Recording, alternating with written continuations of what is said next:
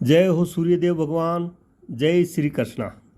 परमेश्वर सदाशिव के तीन प्रकट रूपों में से प्रथम भगवान विष्णु के 24 अवतार माने गए हैं। उनमें से दो अवतार हैं नर और नारायण। हम आपको नर और नारायण की कहानी सुनाने जा रहे हैं। हम जिन्हें नारायण कहते हैं वे विष्णु के अवतार हैं। उनका भजन भी आपने सुना होगा, श्रीमन नारायण नारायण हरि हरि, तेरी लीला सबसे न्यारी न्यारी हरि हरि।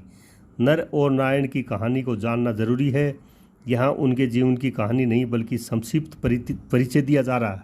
इन्हीं दो भाइयों के कारण धर्म और सत्य का भारत में विस्तार हुआ। अधिकतर हिंदू इनकी कथा को नहीं जानते और वे यह मानते हैं कि ये विष्णु ही है। अवतार का अर्थ किसी में विष्णु का अवतरण होना। भगवान राम भी विष्णु के अवतार थे, लेकिन वे स्वयं विष्णु नहीं थे। वे भी ब्रह्मा और वशिष्ठ की अनुशंसा पर विष्णु के अवतार घोषित किए गए थे। अर्थात राम एक माध्यम थे और विष्णु ने उनमें उतरकर लीला रची थी। अवतार का अर्थ किसी में किसी दूसरे का अवतरण होना। हालांकि कुछ अवतारों में विष्णु स्वयं प्रकट हैं। 24 अवतारों का क्रम निम्न प्रकार है। आदि पुरुष 4, सनंत कुमार, वराह, नारद, नर और नारायण, कपिल, दत्तात्रेय, याज्ञ, ऋषभ, पृथ, मत्स्य, कच्छप, धन्वंतरी, मोहिनी, नरसिंह, हयग्रीव, वामन, परशुराम, व्यास, राम, बलराम, कृष्ण, बुद्ध और कलिक। ये 24 हैं। भगवान ब्रह्मा के पुत्र धर्म की पत्नी रुचि के माध्यम से श्री हरि विष्णु ने नर और नारायण नाम के दो ऋषियों के रूप में अवतार लिया। जन्म लेते ही वे बद्री वन में तपस्या के लिए चले गए। उसी बद्री वन में आज बद्री का आश्रम बना है। वही नर और नारायण नामक दो पहाड़ हैं।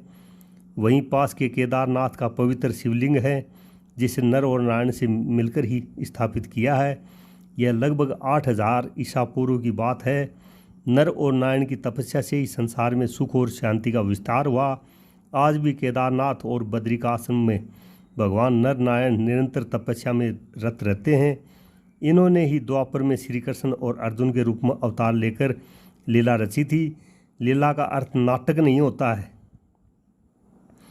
एक बार नर और नारायण की तपस्या को देखकर देवराज इंद्र ने सोचा कि ये तप के द्वारा मेरे इंद्रासन को लेना चाहते हैं।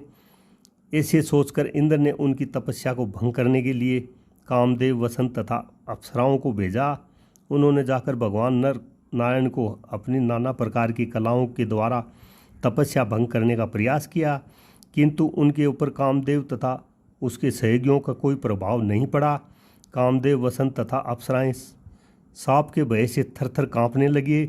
उनकी यह दशा देखकर भगवान नर और नारायण ने कहा, तुम लोग डरो मत, हम प्रेम और प्रसन्नता से तुम लोगों का स्वागत करते हैं। भगवान नर और नारायण की अभय देने वाली वाणी को सुनकर काम अपने सहयोगियों के साथ अत्यंत लज्जित हुआ। उसने उनकी स्तुति करते हुए कहा, प्रभु आप निर्विकार परम तत्व हैं। बड़े बड़े आत्मज्ञानी पुरुष आपके चरण कमलों की सेवा के प्रभाव से काम बिजी हो जाते हैं। हमारे ऊपर आप अपनी कृपा दृष्टि सदैव बनाए रखें। हमारे आपसे यही प्रार्थना है। आप देवादि देव विष्णु हैं। कामदेव की स्तुति सुनकर भगवान नर नारायण प्रसन्न हुए और उन्होंने अपनी योग माया के द्वारा एक अद्भुत लीला दिखाई। सभी लोगों ने देखा कि सुंदर सुंदर नारियां नर और नारायण की सेवा कर रही हैं। नर नारायण ने कहा, तुम इन स्त्रियों में से किसी एक को मांगकर स्वर्ग में ले जा सकते हो। वह स्वर्ग के लिए भूषण स्वरूप होगी। उनकी आज्ञा मानकर कामदेव ने अप्सराओं में सर्वश्रेष्ठ अप्सरा उर्वशी को लेकर स्वर्ग के लिए प्रस्थान किया। उसने देव सभा में जाकर भगवान नर और नारायण की अतुलित महिमा के बारे में सबसे कहा, जिसे सुनकर देवराज इंद्र आश्चर्यचकित और भयभीत हो गए। इंद्र को श्री नर और नारायण के प्रति अपनी दुर्भावना और दुष्कृति पर विशेष पश्चाताप हुआ। महाभारत के अनुसार केदार और बद्री वन में नर नारायण नाम के दो भाइयों ने घोर तपस्या की थी, इसलिए यह स्थान मूलतः इन दो ऋषियों का स्थान है। दोनों ने केदारनाथ में शिवलिंग और बद्रिकाश्रम में विष्णु के विग्रह रूप की स्थापना की थी। केदारेश्वर ज्योतिर्लिंग की उत्पत्ति की कथा शिव पुराण में तब आती है जब नर और नारायण शिव की आराधना कर रहे होते हैं, भगवान शिव की प्रार्थना करते हुए दोनों कहते हैं कि शिव आप हमारी पूजा ग्रहण करें। नर और नारायण की पूजा आग्रह पर भगवान शिव स्वयं उस पार्थिव लिंग में आते हैं। इस तरह पार्थिव लिंग के पूजन में वक्त गुजरता जाता है।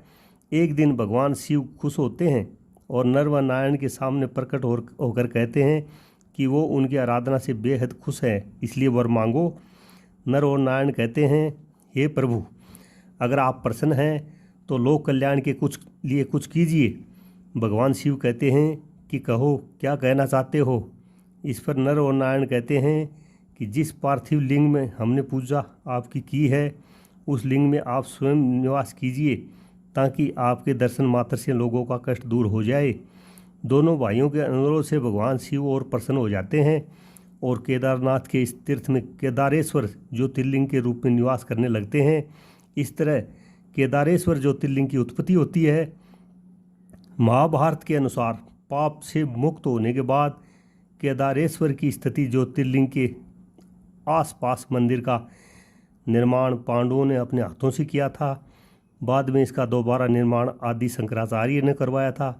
इसके बाद राजा भोज ने यहाँ पर भव्य मंदिर का निर्माण कराया था और यही नर और नारायण की कथा है। अगर भक्तों को ये कथा ठीक लगी हो, कहानी अच्छी लगी हो तो शेयर करें, लाइक करें, सब्सक्राइब करें। जय श्री कृष्णा, जय सूर्य भगवान, जय केदारनाथ।